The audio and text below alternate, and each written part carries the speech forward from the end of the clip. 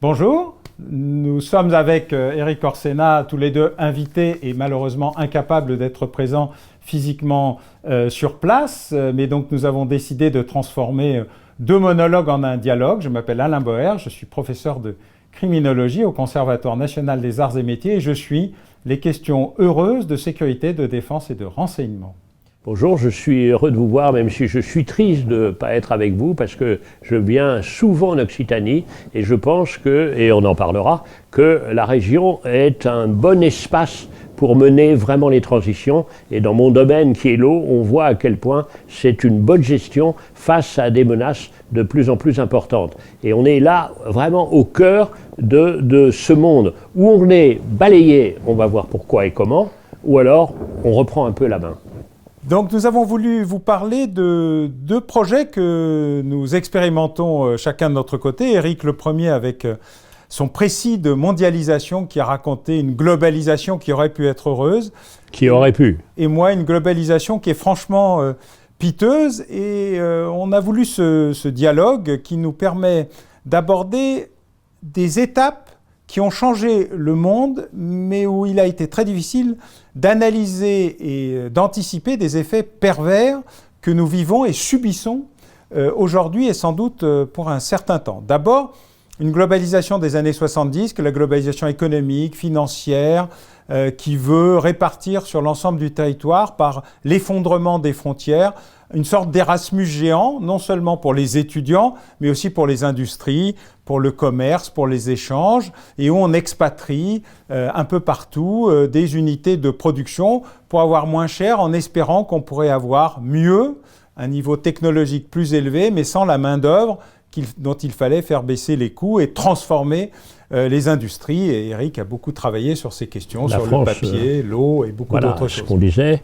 la France n'a plus besoin d'usines. Voilà, fabless. Fabless. Ça, et puis, il y a eu une deuxième phase dans les années 80 où effectivement, le capitalisme et le libéralisme ont considéré qu'ils amenaient la démocratie par nature, de manière automatique, comme un peu un sucre dans l'eau. Le sucre disparaissait, toute l'eau était sucrée. Qu'on commence par l'un ou qu'on commence par l'autre, les libertés et le commerce allaient ensemble. Et ceci a été vrai jusqu'à 89-90, la chute du mur de Berlin, succès, fin de l'histoire, et Tiananmen, où là, le communisme de marché prend le dessus.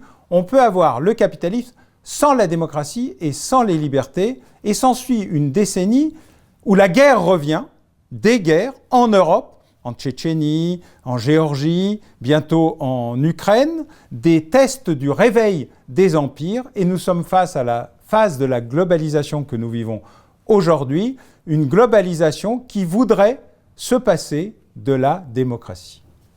Et alors moi, ce qui me frappe à partir de maintenant, parce que j'ai travaillé sur ce qui était en train de s'ouvrir, en prenant à chaque fois une base de matières premières, c'est-à-dire matières premières du coton, parce que ce n'était pas décisif, mais c'était très intéressant parce qu'il y avait tous les modes de production, avec soit familial, soit très, très capitalistique, soit avec des subventions, soit sans subventions, soit avec des irrigations ou pas. C'était passionnant pour ça.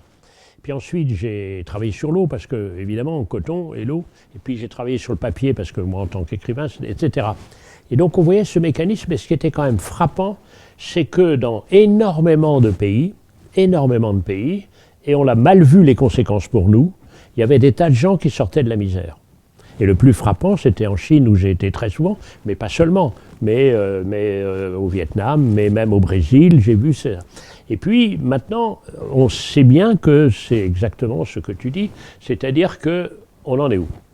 Et moi, j'ai vécu un moment précis, c'est le moment où, après l'effondrement du mur de Berlin, le ministre de l'époque des Affaires étrangères, Roland Dumas, m'a demandé de revenir refaire du cabinet. Et c'est le moment où on a vu est-ce que l'Ouest allait pouvoir, ou le Nord allait pouvoir, continuer à soutenir les dictateurs du Sud, en Afrique. Ça a gueulé comme ça, donc c'était un moment un peu absolument terrible. Et puis on s'est dit que, tiens, la démocratie, ça va être bien, comme tu dis, ça va accompagner, mais non. Et troisièmement, on a été obligé d'accueillir 15 pays de la communauté européenne. Et on savait bien que c'était trop. Et moi, ce qui me passionne maintenant, parce que sur le bilan, on est à peu près d'accord, c'est ce qu'on fait. Et j'ai 2 questions posées et que je peux te poser, moi qui me passionne complètement, c'est que la réponse, c'est que sans état de droit, c'est le chaos, ce qu'on est en train de voir, le multilatéralisme. Il se trouve que à l'Académie française récemment, on a reçu Lula. Et il nous a parlé du multilatéralisme. C'était vachement intéressant. C'est-à-dire que maintenant, il n'y a que les États, rapports de force et tout ça. Donc il y a cette question-là du droit. Et puis, il y a la question du savoir. Ce qu'on voit un peu partout avec les réseaux, on le sait bien, c'est que la science, c'est une opinion. Et moi, ça me frappe à des tas de points de vue, notamment parce que je suis, par les hasards de la vie, au fauteuil de Pasteur à l'Académie. Et donc on voit ce que ça veut dire avec les vaccins, le paracétamol qui crée l'autisme, enfin n'importe quoi comme ça, ce genre de trucs. Et donc on a ces questions. Et si on n'a pas ces 2 bases, qui sont la base de l'état de droit et la base du savoir, dont aussi on peut décliner tout ça. Le savoir, c'est l'école. Et comme on voit que, par exemple, chez nous, l'école n'est plus du tout l'ascenseur social, plus du tout, quand on voit ceux qui sont maintenant les polytechniciens, avec les prépas privés, etc. Donc si on n'a pas ces 2 bases, on se pose des questions quand même, auxquelles on n'aurait jamais pu penser, on n'aurait jamais pensé qu'elles puissent être sur le tapis. Est-ce que la démocratie est meilleure vraiment qu'une planification à long terme? Complètement, c'est pas complètement. Est-ce que l'école n'est pas ce qui organise la pérennité des privilèges?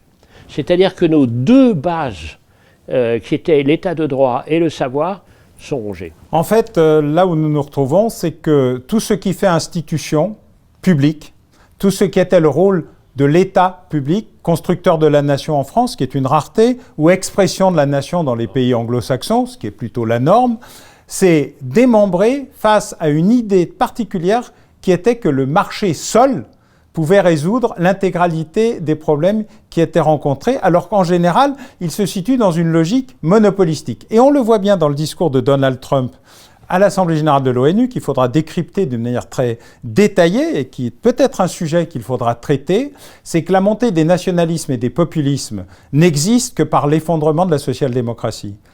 La nature a horreur du vide. Le vide social-démocrate, dans son refus, notamment de ce que sont les institutions publiques, l'école, la santé, la sécurité publique, la défense nationale, au sens jaurétien du terme. Si on prend les 2 points, la sécurité, la phrase insupportable dont on voit les conséquences aujourd'hui, le sentiment d'insécurité, qui avait été dit notamment par Jospin.